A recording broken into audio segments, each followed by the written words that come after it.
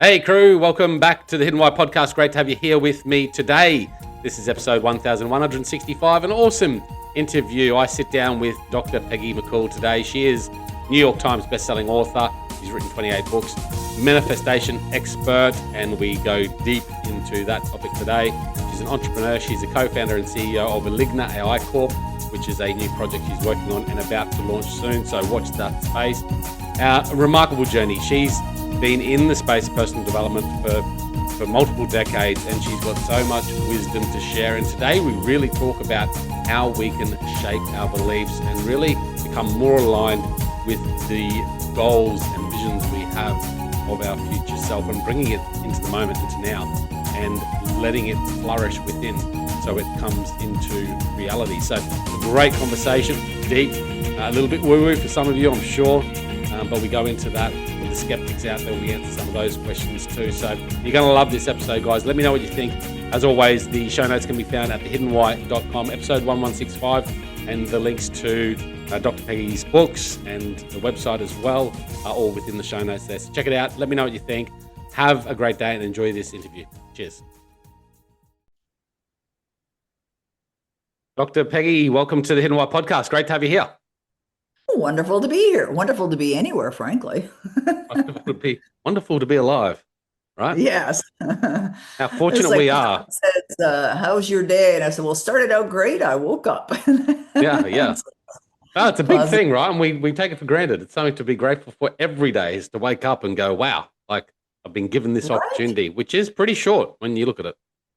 Absolutely. I was looking at something the other day from Wayne Dyer, and Wayne Dyer was, a wonderful author, speaker, Mm. lecturer, and he was a client of mine actually. I helped him with Wow. one of his books called Inspiration, Your Ultimate Calling. I helped him launch that book. But I was, reading about how he passed away, and he passed away while he was sleeping, and he was only 75 years young. I mean, and relatively speaking, that's young. Yeah. Anyways, it's life's precious, and I don't think we respect it enough. Some people don't. I think when you get a little bit older, you start to realize just how precious it is. Or you could have situations in your life like I did a few years ago, 5 years ago, when I had a lump in my neck, Mm. and I went to get that checked out. And after they did the biopsy, I received an email from the hospital with the results that said it's metastatic cancer, and it was stage 4A. And well, I beat it. Obviously, I'm here. It's been 5 years, but that is not necessarily a wake-up call, but it can be a wake-up call for some Yeah. people. I And think when you hit your 40s, I mean, for me, that's when I really started to think about life a little bit differently. I think when you're young, you just sort of go and chasing the right. big goals and the dreams, and maybe very unaligned, which I want to talk to you about today. But yeah, I don't know. I think when you get older, you start to go, you know what? The time is short, and I want to make the most of it. I want to make sure I do what I want to do in life. Right. So true. Very, Now, very true. you've been in personal development for a long time. You said you previously worked for 30 years in a company. Talk to us a bit about that. Yeah, well, I got into personal development when I was very young. It was in 1979, actually. Yeah, And right. I was Cool. dragged to a seminar. It was a Bob Proctor seminar, and I didn't want to go. I had a really bad attitude, and it's like, do I have to go to this thing? And I just wanted to find a spot at the back so I could sneak out at the earliest opportunity. But I ended up going to this event and found myself front row center. And then Bob Proctor came on the stage, and like he woke me up. I mean, he said some things that were, very foreign ideas for me, understandings that I did not have, was not previously programmed. In fact, I was pretty much a suicidal teenager. And so, it was just this moment where something clicked within me. And he quoted Vernon Howard, and he said, "You cannot escape from a prison unless you know you are in one." And I was in a prison of my own making, and I decided to take responsibility and make the change. And obviously, 1979 was almost 50 years ago now. But that's what got me into it. And why I decided to incorporate my own business and get into this industry is because I experienced very, very positive change in my own life. And I had been previously, really struggling emotionally, and I didn't want other people to have to struggle. So I decided Right. to incorporate Wow. my company. Yeah. And so that's how I got into the business. But it's been there's expressions like if you do what you love, you never feel like you work a day in your life. I mean, that's not quite exactly true. I know I've worked very hard for what I've created, but it sure is fulfilling doing work that is in your area of passion. Yeah. Yeah. I'd love to delve into that a lot more because that's important to me. And I think a lot of our listeners love that too. Um, Yes. Bob Proctor, back in the days of what tapes and seminars, and you probably had big folders of tape decks that you put into your car and listened to when you were driving around. Burn through them.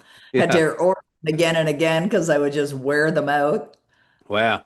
So, alignment. Let's talk about alignment because I think that's important. And you just sort of touched on a really valuable topic is, yeah, I mean, we work, and if you do something that you love, there's still going to be days where you have your challenges and it's hard and it feels like work. But if you really are aligned, it doesn't seem that way, and life becomes more joyful. You feel a more aliveness, right? Oh, absolutely true. I think that it's a very simple way to determine if you're aligned or not. Hmm. And that is, how do you feel? How do you feel? If someone's talking to me or they're approaching me and they want some help or whatever, and they're feeling like they're struggling or they're panicky or they're worried or they're anxious or they're fearful or any other emotion that doesn't feel good, you're not aligned. So, what would it feel like were you to, have this or do this? And then they'll tell me what that feels like. Could you feel that now? Yes.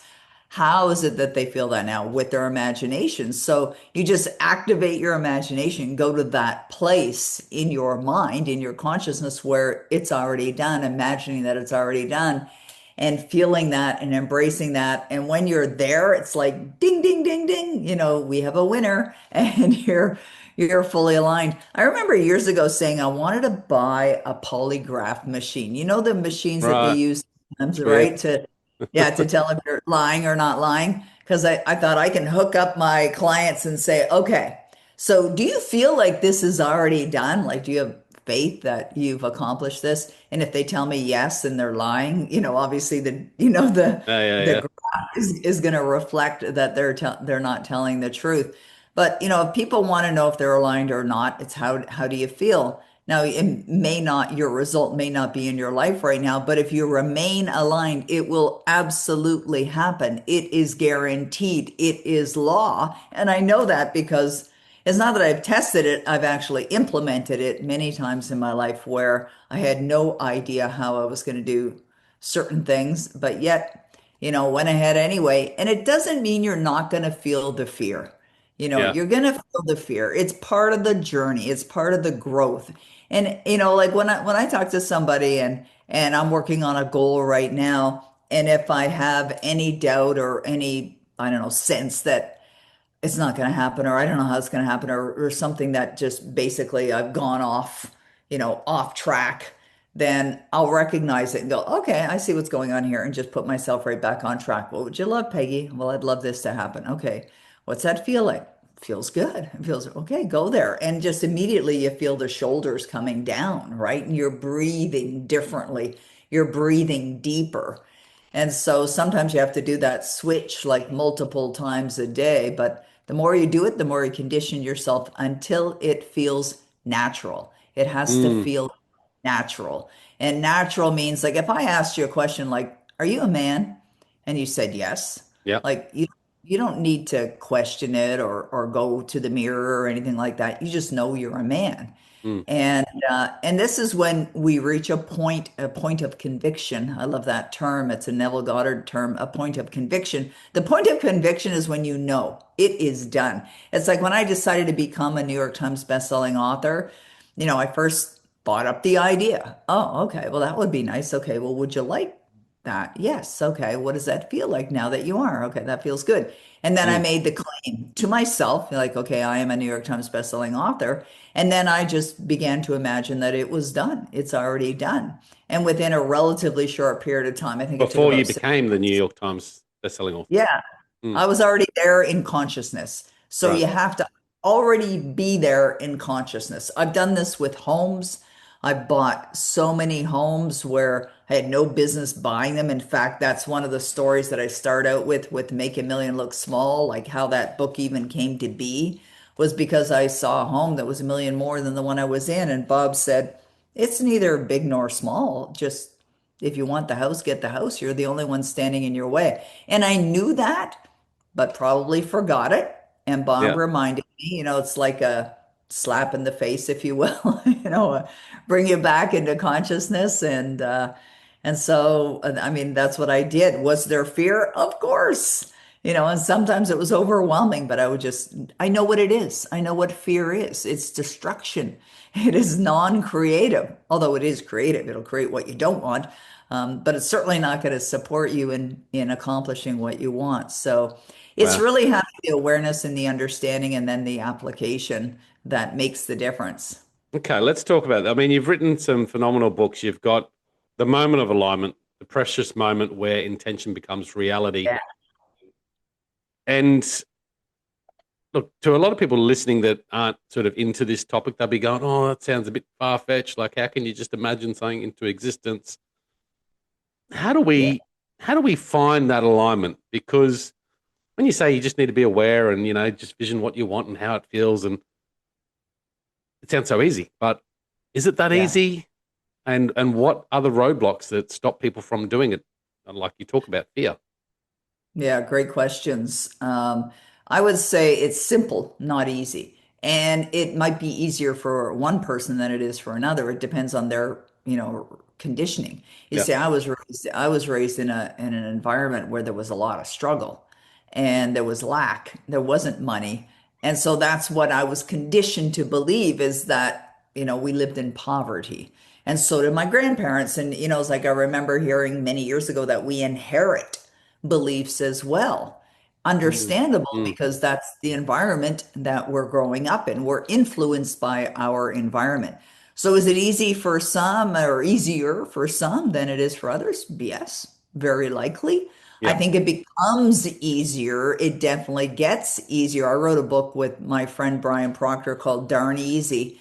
And, really where things become easier is with the practice over and over and over and Right. over again.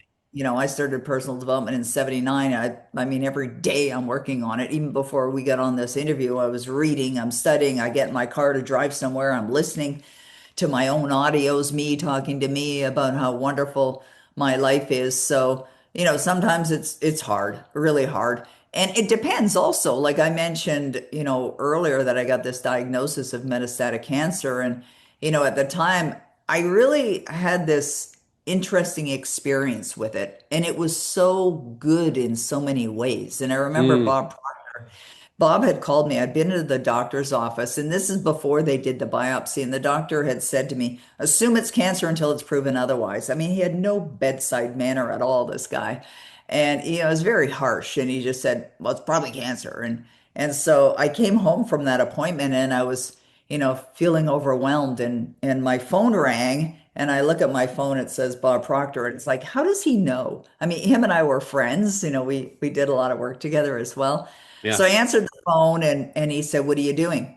And I said, I'm actually laying in bed. It was the middle of the afternoon.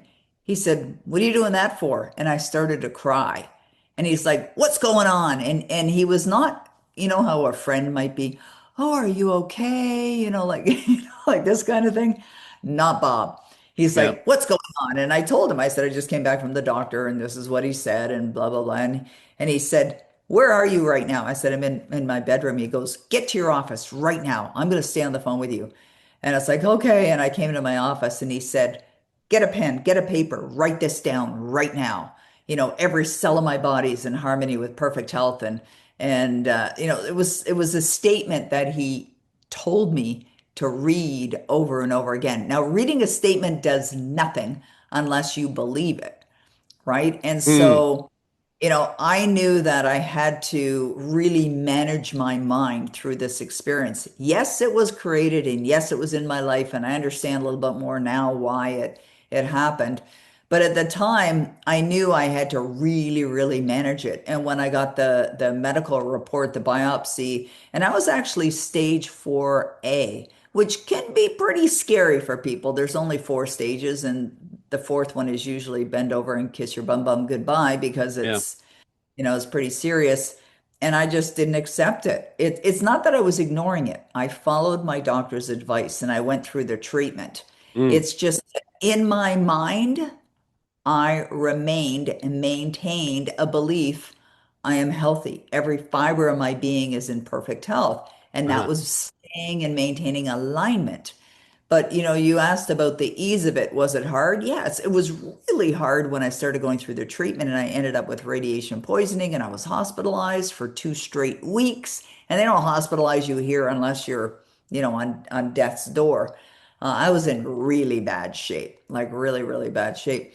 And so, but all the while I'm listening to my recordings. I'm listening. Bob made me a custom recording.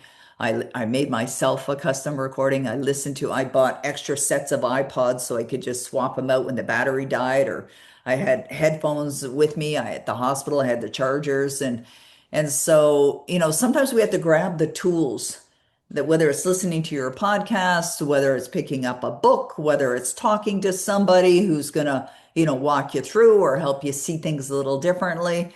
But we have to be ready to help ourselves. Yeah. That's a really important part of growth. Nobody's going to do it for you. No one's going to swoop in and wave a magic wand and say it's going to be okay. We got Mm. to do the work. And so it strengthens you. I mean, it really does. I mean, there were so many gifts in the experience. Like, I've had so many people, Lee, reach out to me since that time where they've been receiving or they have received a diagnosis, Yeah. which is, and ask for help. And I'll help them. I mean, I'm happy to help them.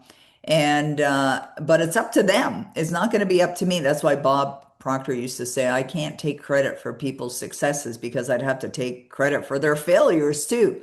If it is to be, it is up to me. I remember that little 12 word, two character, two letter sentence. If it is to be, it is up to me. Yeah. And that's the way we have to live our life. So I believe alignment becomes a choice, or it is a choice, and we must choose to practice it every day. And I think this is, I've never been an alcoholic. I don't understand that completely, but alcoholics take it one day at a time.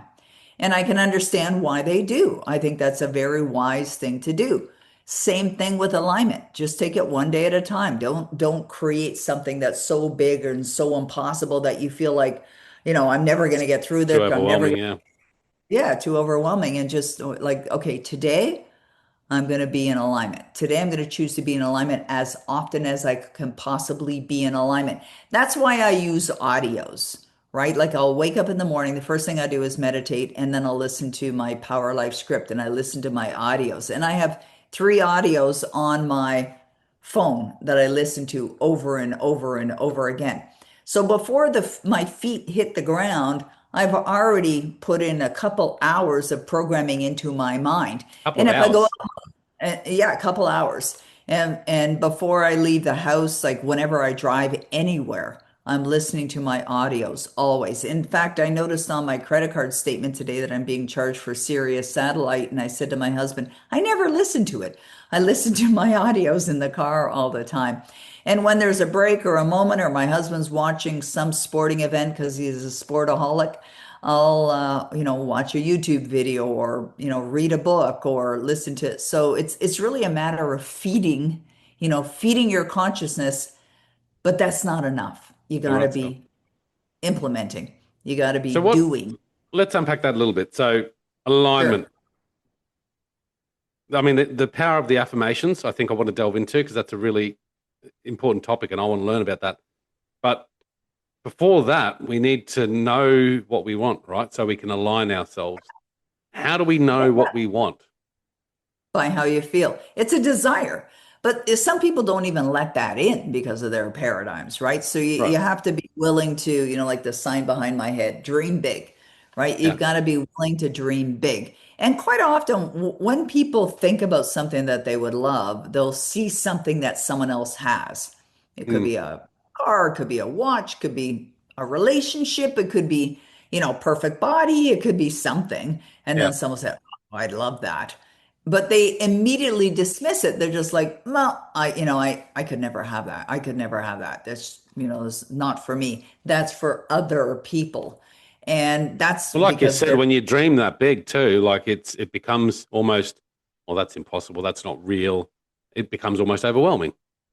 yeah, and there's a battle that will go on. There's Yeah. absolutely there's a paradigm war that's going to ensue immediately Mm. because you're not programmed, your belief system is not set yet to say, "Oh yes, that's who you are, you deserve that, you're worthy of that." I had a long conversation yesterday with a client of mine who's in a relationship that she's noticing she's having some struggle with.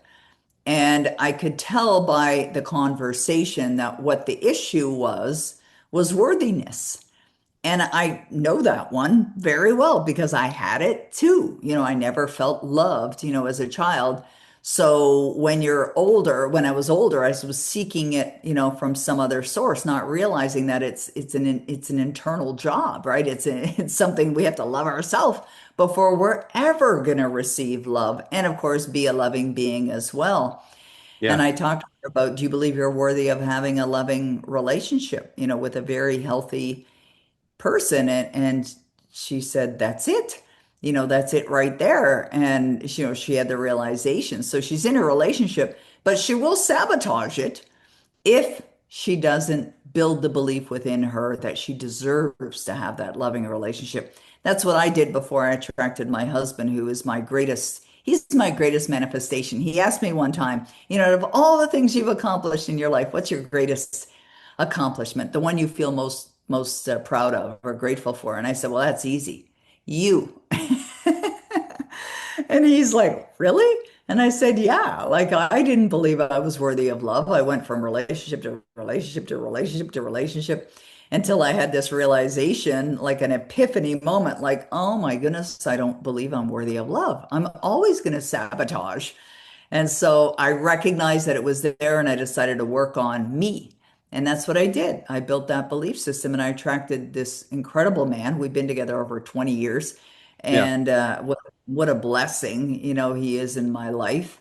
And I believe I only attracted him and kept that relationship because of the work that I did on Yeah. me. Yeah. So how do we go about doing that work for whatever it is that we want to attract, Yeah. Obviously recognizing that, you didn't felt like you deserved love is one thing. So having that awareness, but then to go, Yes. okay, well, what can I do now to shift that? Yeah, you have to get clear on what exactly it is you want. And that sometimes takes a little while. It could take 5 minutes, it could take five Take a weeks, it lifetime. could take a lifetime. Exactly. Like with a home as an example, like, what would I really love? What kind of home? Where? So I think it's, recognizing what the desire is. But while you're getting the clarity around what it is you want, make sure that you push away any of those paradigms, which are the thoughts that pop in your mind going, oh, you could never have that. And like, Mm. how are you going to have that? Right. The how you're going to do it is usually one of the ones that pops. You don't have to know how. I honestly believe in all the years, the decades that I've been studying these material, the greatest lesson that I have learned is you do not have to know how. You do not have to know how. You have to decide, what you would love, and then fully embrace the feeling of already having it and Yep. do that consistently, and Hmm. then you'll attract it. But sometimes it takes a little while to get the clarity. Also, we evolve. Like at this point in your life, or anyone that's listening to this, they may have some clarity around, okay, well, I'd really like to have a new home and I'd like it to be, on the ocean, or I'd like it to be, very spacious and how whatever it is you want. And then you have that, and then after a while it's like, nah, I don't think I want this anymore. I want something else. We change, right? We Yeah, yeah, yeah, evolve. yeah. Like you said They can, before, I think sometimes we look out there and go, "Oh, I like what that person's got, the house, the car, yes. the career, whatever it might be." and then we realize actually that's not really aligned. That's not really what I want. Right. Or But by yeah, exploring those options, sometimes takes you on that pathway, right? right. Yeah, you get more clarity. Like, oh, I've had that. And I've done that. Like, I bought places. I remember one time I bought a place and I got in there and thought, "Nah, I don't really like this.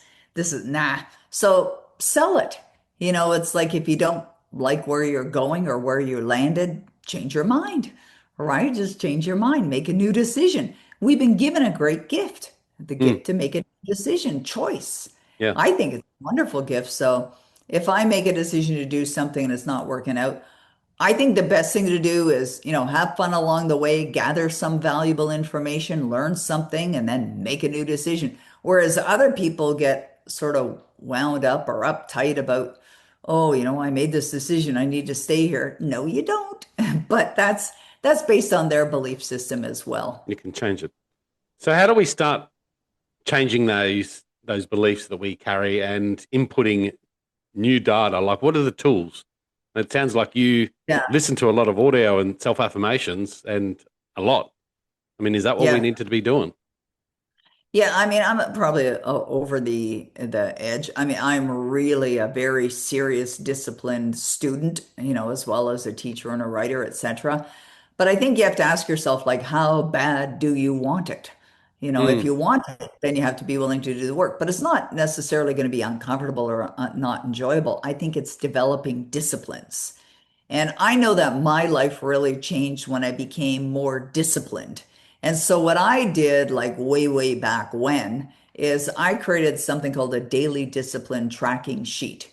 right. And the daily discipline tracking sheet was where I committed that I would, do these things every day, like affirmations, gratitude, meditation, listening to my Power Life script, looking at my goal card, visualization, let's say it might have been 7 things, and that might be too many. And frankly, it doesn't matter what you're doing. Now, that may sound strange, but what matters most is how are you feeling? That's what matters most. So if you did one thing every day that caused you or invited you to put yourself back in alignment, and that one thing was asking yourself a question or declaring some kind of affirmation, great. I just like variety. So that's why I do a lot of things. So I created a daily discipline checklist.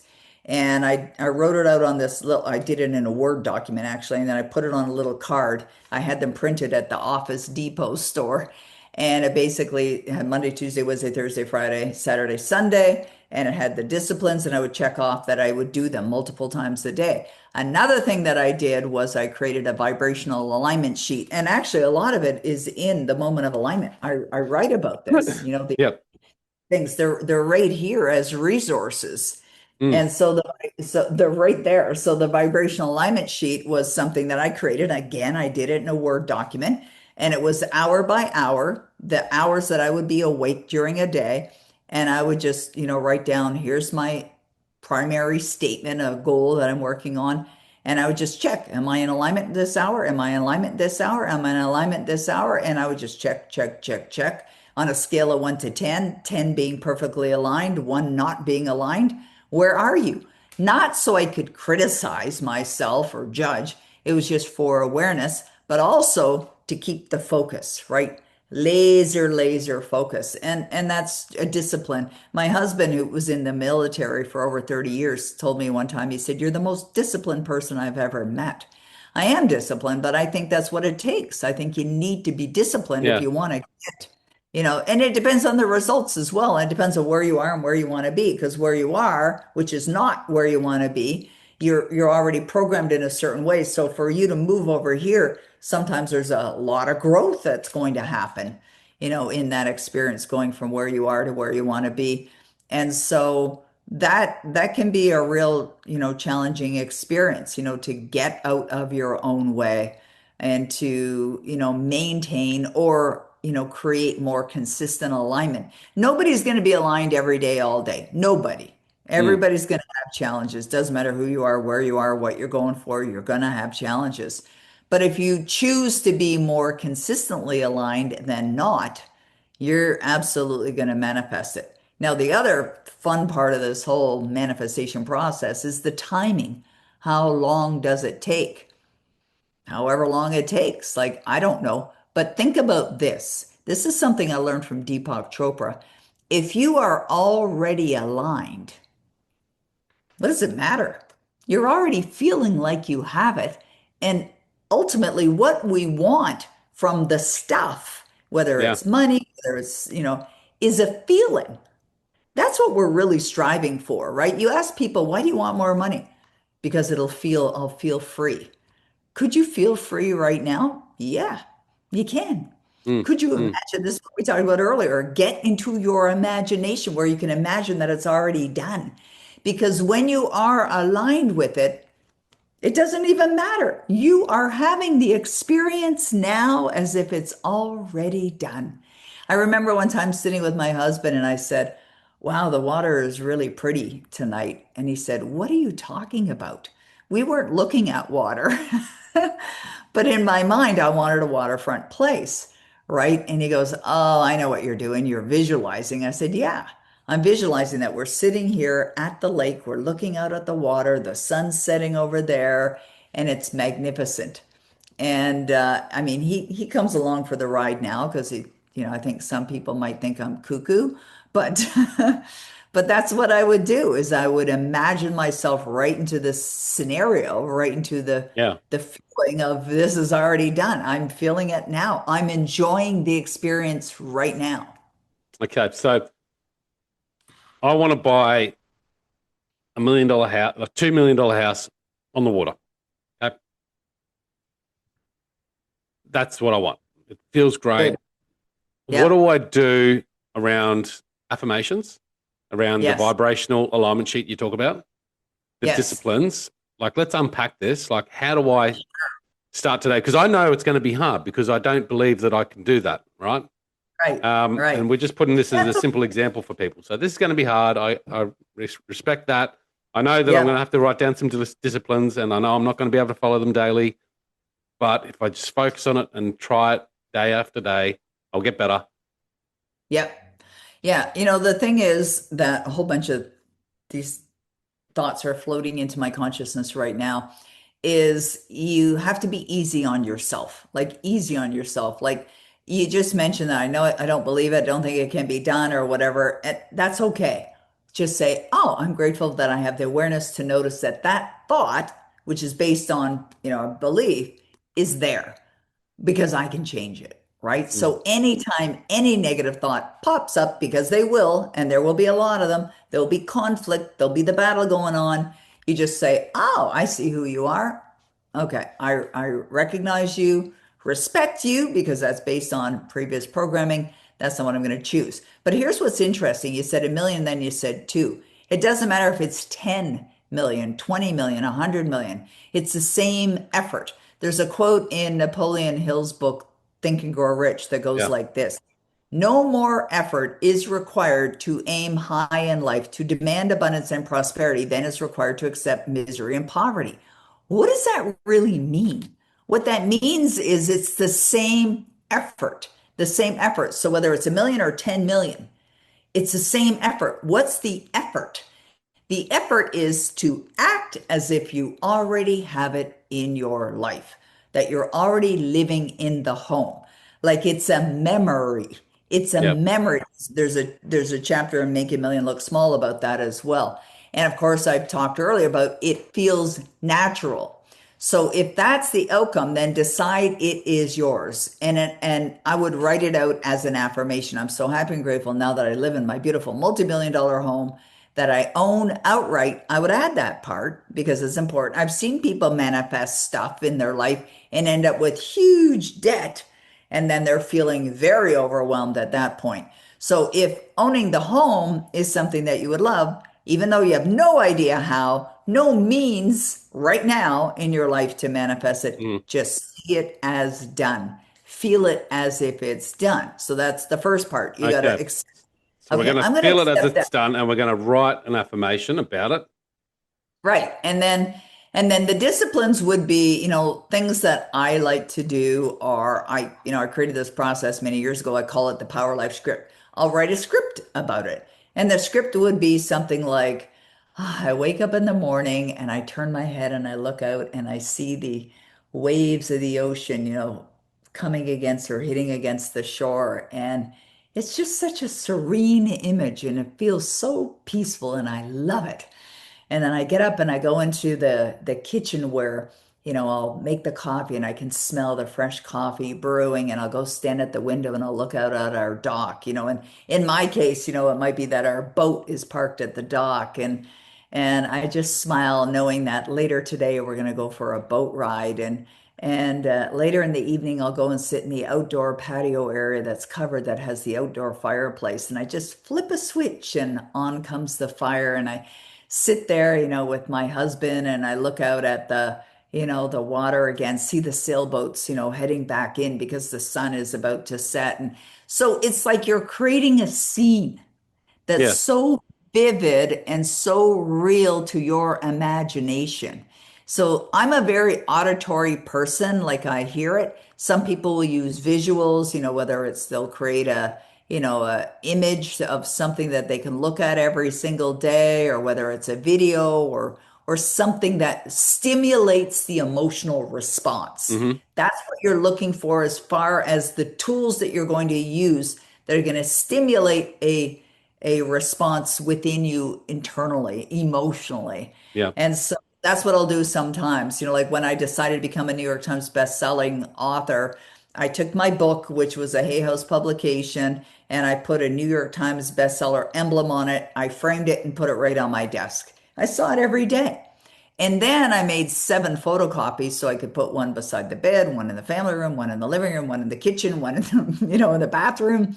So I put copies everywhere because we take in information through our senses, includes our sight, right? Yeah. What we see, we're going to see it.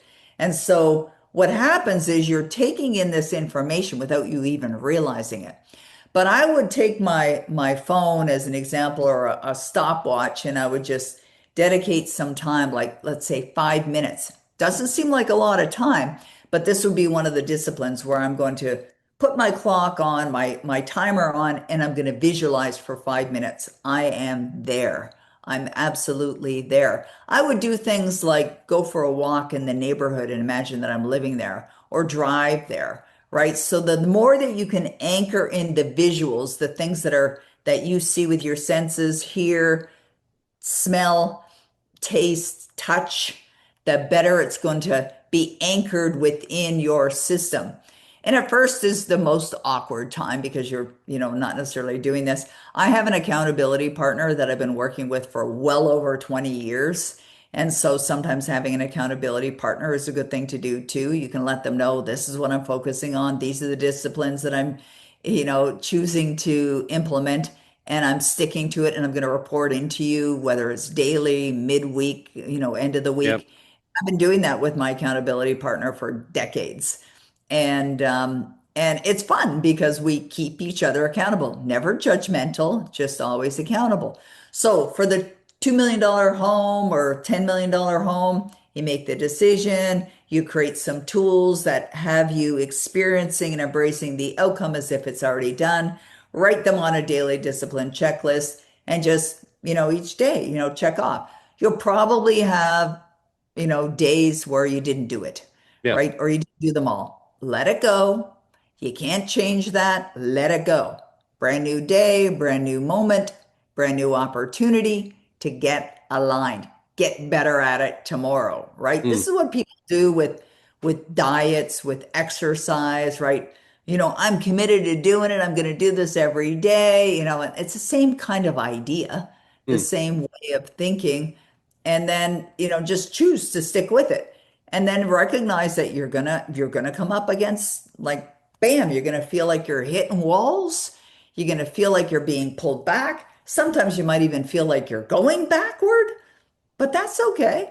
It's just part of the process because that battle's going to go on, like the royal battle. There's a whole section in Neville Goddard's book, The Power of Awareness, where he talks about the battle that's going to occur, and he says that the moment you make a decision to do something you've never done before, you will experience, the pull. Right? He doesn't say it this way, but that's what he's saying. You're going to experience the pullback.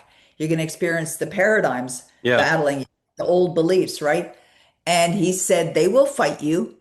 And then he says this, and they will continue to fight you.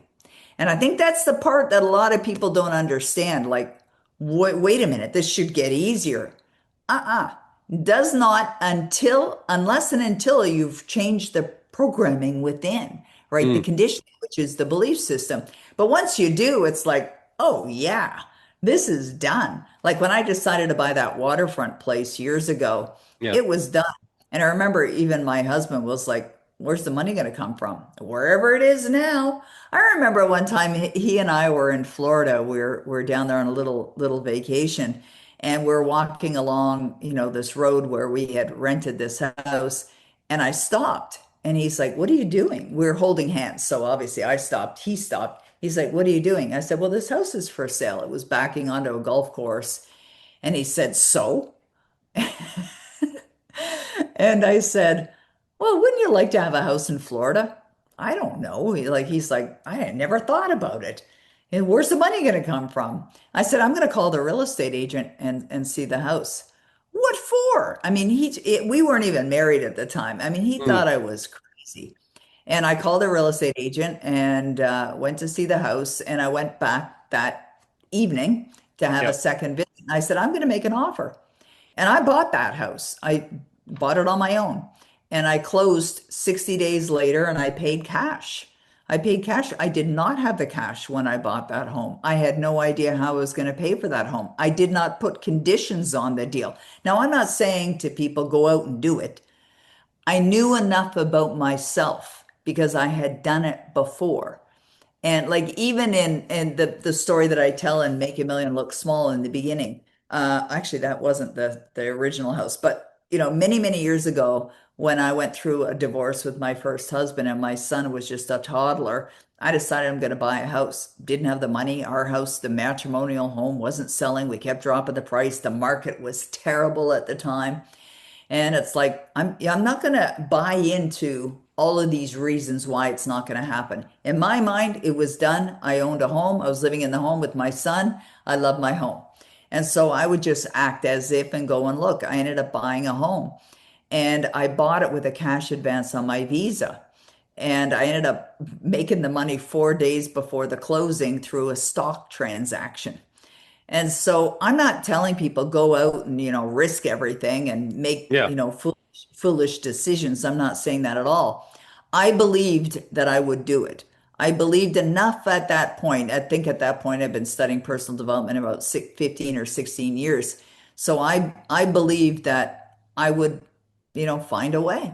I just really felt that very strongly that there would be a way that I would manifest this home into being my own, and that's what I did. I mean, it was a battle, of course. It was something that's actually when I developed my daily discipline checklist, and that's when I decided to become very seriously committed to this outcome, and it worked. Now, the big benefit.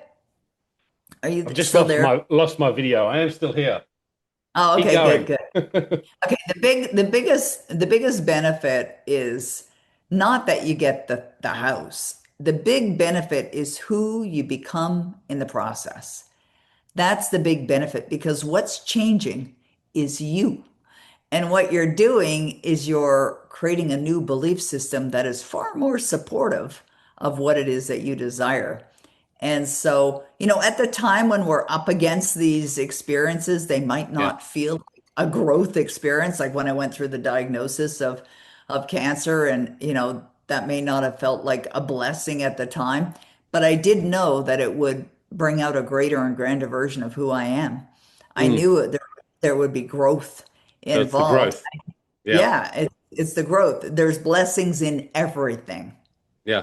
So when you do your recording of your affirmation, you've got your what do you call it, power play script, Yeah, excuse me, power, power life script. Yeah. power life script. So you've written that down as well. That might be what, half page, paragraph, something like that. Yeah, I mean, I used to have them, sometimes they were 18 pages. Like they were Wow. probably too much, too much. So Now they're, would you then record that affirmation and the power life script? Obviously, have it written down in yes, places as well, and then your discipline was listening to that yeah, over and constantly over again. throughout the day. Yep, Reading it constantly absolutely. throughout the day. I'm more a listener. I'm an auditory person. I Okay, don't so I don't either or is fine. Yeah, either or. It doesn't matter. This is what I said earlier. It doesn't matter what you're doing. How are you feeling? If reading it causes you to feel more connected, more aligned with the outcome, then read it. If listening to it causes you to feel more aligned with the outcome, then listen to it. I'm more auditory. Yeah. And I then hear visual things. as well. So have the visual of it. And we're talking about Yeah. this multi-million dollar place on the waterfront that I own. Yes. Having the visual of it, listening to it throughout the day, making sure you're Yes. following, checking off those disciplines, Yeah. because not Yeah. worrying about the how, but really just trying to Never set bring the about the conscious how. mind about how you feel. Yes, Okay. absolutely. 100%.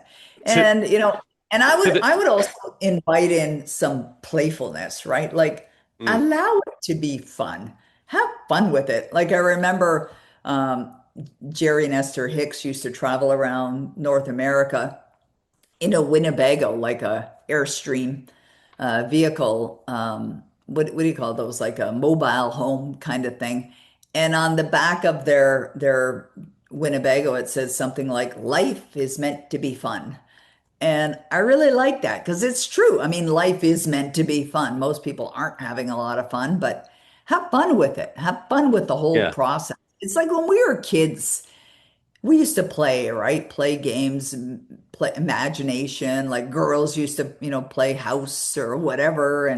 And like as adults, we lost that. We lost Some of the that, best movies that I love watching are those kid movies like The Faraway Tree or Narnia, where these children just create these whole worlds.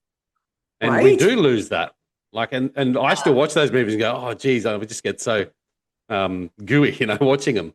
Because I just love that Exactly. idea of play and visualizing that sort of thing. And I don't do enough of it in my life. Hence why I'm asking you so many questions about how you do this. Because to the skeptic out there, and you talked about this, you don't want anyone to go out there and suddenly go, okay, I'm going to buy this $10 million waterfront property without cash. Like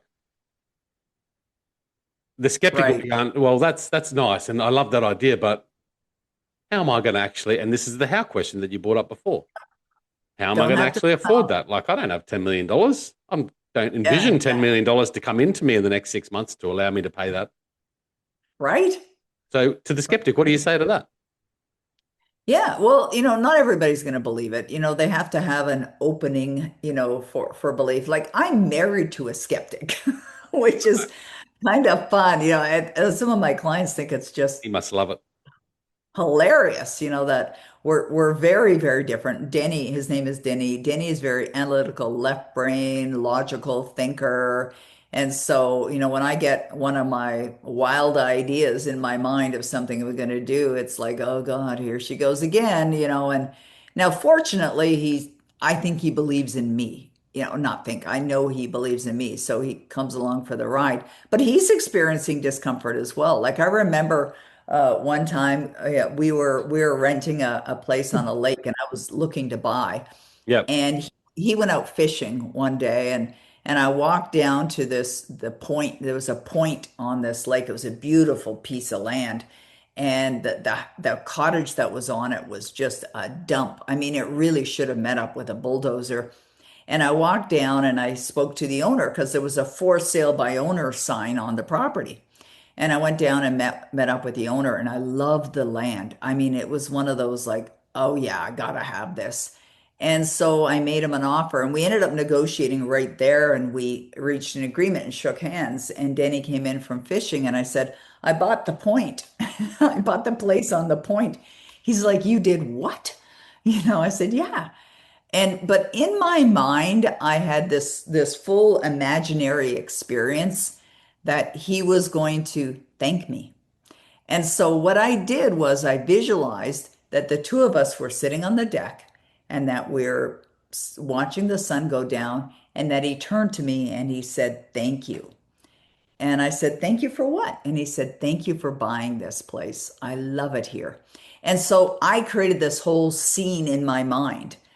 And we ended up renovating the place. We didn't bulldoze it, but we brought in contractors and we built an extra guest cabin and we totally renovated it, like gutted Yep. it and Yep. renovated it. and it was beautiful, and it was such a magnificent piece of land. And one evening we're sitting on the deck and the sun was setting and it was just beautiful. And we're looking out at the lake. And he turned to me and he said, "Thank you." And I said, "Thank you for what?" I had forgotten about the scene. And he said, "Thank you for buying this place." And it's like, oh my goodness, I visualized this. I've been here before. And so, that was part of, the Powerful. play, Mm, yeah, mm. that I was having. So in your newest book, Make a Million Look Small, and I don't want to assume, but I haven't read the book yet. We're talking about a lot of these things about how to shift that mindset, right? Yes, absolutely. You should read it. It's a great book. I Well, was reading it. Oh, I knew we were going to be chatting about it today, and I was sitting outside earlier. It's a gorgeous day, and I was reading some of it. And I mean, I love it. I remember one time being in Dallas, Texas, and I was doing a seminar with Bob Proctor. It was The Science of Getting Rich, based on Wallace D. Wattles' book. And we were on our way down to the ballroom, and it was a long walk from the lobby to where the ballroom was. And, Bob was walking really fast, and I'm in high heels. And I said, "Bob, what's the hurry?" And he said, "Oh, I'm sorry. I didn't realize I was walking so fast." He said, "I'm just excited about the seminar." I said, "It's your seminar." He goes, "I know, but I get to hear it because as it comes out of here, it goes in here." And that's one of the things I've loved about doing speaking or lectures or programs or writing books is that it reinforces the information again. That's why I love doing interviews or talking to people about this because it's just another reinforcement of the information, which is so mm, valuable. true, very true. So in your book, what would you really love to discuss from that book that I've potentially missed already? One of the things that I have found in my life is finding people that have accomplished things, whether it's the same or similar or overcome obstacles, Yeah, because we can learn from other people's experiences. So in Make a Million Look Small, what I did was in the beginning, I created a story, and it was a story about a woman, and it was really based on my own experience on a woman who decided that she wanted to purchase a beautiful waterfront home. yeah, Interestingly enough, that we're talking about that. And so I talk about in the beginning, I open it up and I say, "This is how the book has been designed." And then I get into the whole story and then I sort of dissect it. What did she do? What was her approach? What are the things that need to be done in order to accomplish a similar outcome or another outcome? And so I find that we remember better with stories. We quite absolutely. often get like, I love documentaries. I love watching documentaries about people. I recently watched one about Steven Spielberg. I mean, he's a very well-known director. He's done some many Academy Award winning director. He's done many films that, are very well recognized. E.T., Mm, as an example. yeah, And not that I'm looking to direct any movies or anything, but I love, it's like Tony Robbins used to say, success leaves clues. So you find the people that have created success and you learn from them. yeah, And I think that's the best thing to do. So there's a really great story. That's the way Make a Million Look Small. The book was designed. It's unique in its nature, but nonetheless, I feel it's very impactful because of the story aspect of it, and then the seeking to understand what really goes on, like how. Because I know myself when I got into the study of personal development, I'd be sitting in a room and I'd be hearing the speaker or lecturer talk about you have to have faith, faith in the unseen, and I would sit there going, okay, I get that, but how do you have faith when you have no earthly idea how you're ever going to accomplish it, mm, right? And because I was always about, I want to know how to implement, how to implement. It's not enough to study the material. It's not enough to know what you have to do. You got to be doing it. You've got mm, to be implementing it. So I was always that person, and I'm a real doer, action taker. So I was always looking for the way. And that's what's really important for anyone to understand. You yeah, gotta move into action. You gotta, and I wrote about that in The World Doesn't Need Another Self-Help Book. We don't need to study more stuff, or learn from another video or take another course. Implement what you already know. Be willing to make mistakes because you will, Yeah, you know, yeah, yeah, be willing to have the discomfort because you'll have it. You're definitely going to have the discomfort. It's yeah. part of it. You got to go out there and take action. You can't just sit back Yeah, and listen to all your affirmations, although that might make you feel good, which is good. You still got to make sure. action, right? Absolutely. I love it. You got multiple books out there, guys. We'll put them all in the show notes. The ones we've discussed today. There's more. How many books you've written now? 28. Jesus, Yeah, I'm working 28. on another one. But I'm going to probably do the other one next year because I said to myself, I'm giving myself a year off writing. And of course, I'm building a new company. Yeah, So that's yeah. We didn't even touch on that. That looks like a pretty cool project. It's really cool. It's so cool. It's going to revolutionize, I think, the self-help industry. It's called ALIGNA, and what we're building is called the ALIGNA Suite, and it is a tool for people to get aligned and stay aligned using AI. It's absolutely brilliant. I'm so grateful. It brings tears to my eyes that we're doing this, and I know it's going to be life-changing, life-saving in some cases. It's at alignatech.ai is where people can see a little bit more about it. We're getting ready we've been in development now for several months. We're going to release at the end of the summer, our Okay. summer, not yours, Yep. at the end of your winter. So a few And months, couple of months time. yes, so in a few months it's going to be out and available, and it's like a monthly subscription, not crazy expensive, so valuable. So that's one of the things that we're doing at Aligna That's is exciting. See, so this is growth. I mean, you're talking to someone that started seminars with tapes back in late 70s, and now you're into AI and helping people on mass scale. That's awesome. yeah, I mean, I love technology. Like I'm 67 years of age. I'll be 68 this year, and I have no intention of retiring anytime soon. And I've always loved technology because of what it can do for people and how it can Mm. help people. And so like I got online in 1995 when the World Wide Web first opened up, and started selling online in like 2001, I believe it was. Before anyone was selling online, I actually hired a guy to program a shopping cart for me. I just love what's available. I've been using AI since it first came out on the market in 2023. And so this idea came to me, and I approached my business partner, and we began discussing it. He wasn't a business partner at the time; he was just someone that I had known.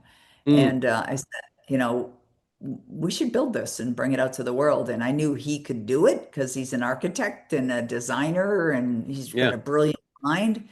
And so that's how Aligna came to be. So we both were running businesses for over 30 years, very successful. We both, burned the boats, cut the cord, whatever you want to call it. And we incorporated a new company and off we went. Off you go. So tell me, it sounds like I mean, you've always got multiple things going on in your life. Is it okay to give yourself permission to have multiple visions about how you want to feel, like the house and the Aligna AI tech that you've created? Like, do you have multiple things happening at once that you're putting into Yes, your consciousness? yes, yes, yes, Mm. absolutely. Yeah. Yeah. No limit. If somebody thinks there's a limit, it's probably because they've been programmed that way to think there's a limit. There's no limit to what we can Yeah. create. Like, and if you heard my Power Life script, you'll hear a lot of things. Obviously I maintain perfect health because that's really important. I've been clear, for years and years. There's nothing, in my body. I'm in a healthy body. So that's in there. I'm happily married, even though I am happily married. That's important to me. So that's in there. Our properties, and our business, my business, and where we travel and how we travel. Like it's all in there. Like life is, usually all encompassing. Yeah. There's things like career. Some people career might be more important. In fact, my husband retired, I think 20 years ago, and he plays golf and hockey and does his thing. So he has different goals for himself of what he's into. And so yeah, absolutely can have as many goals as you want. There's no I love limit. it. Love it, Peggy. Thank you so much. Such a pleasure. PeggyMcColl.com. Is that pronounced right? Yes, that is my main website. Although I've been winding things down there because All right. everything's been over. I'm full-time into ALIGNA now, and in fact, I was on my site today, and I was thinking I'm going to ask my web designer just pull the plug on it because I am all in with ALIGNA. I mean, I Yeah. have books out there in the world, and I still do talks every once in a while. But I'm so committed to what we're doing with ALIGNA, and it's just going to be massive. It pretty And much goes straight there anyway. So if you go to your website, peggymccall.com, that's explore true. ALIGNA, that'll take you to alignatech.ai. Yes. So that's all there. So anyway, put it in the show notes, plus the books. Dr. Peggy, thank you so much for coming on the show today. Really appreciate the conversation. I appreciate you, Lee. Thank you so much for having me. Guys, check it all out at thehiddenwhy.com. Until next time, peace, passion, and purpose. See you soon. Okay, that's a wrap. Thank you so much for tuning in this week to this interview. I hope you enjoyed the conversation we had. Make sure you check it out at thehiddenwhy.com for the show notes and links to our guest. And if you have any comments, any suggestions for the show, please make sure you reach out as well. Also, would like to just ask a favor. If you do like what you're listening to, if you love what you're hearing, make sure you subscribe. Whether you're listening to this on iTunes, wherever it might be, subscribe to the podcast so you can stay up to date with all the latest episodes and some exciting changes happening this year at The Hidden Why, including the launch of our new website, which will be updated very soon. So watch this space for that, guys. And once again, live more fully, have more meaning, find more joy. We'll see you around the next interview.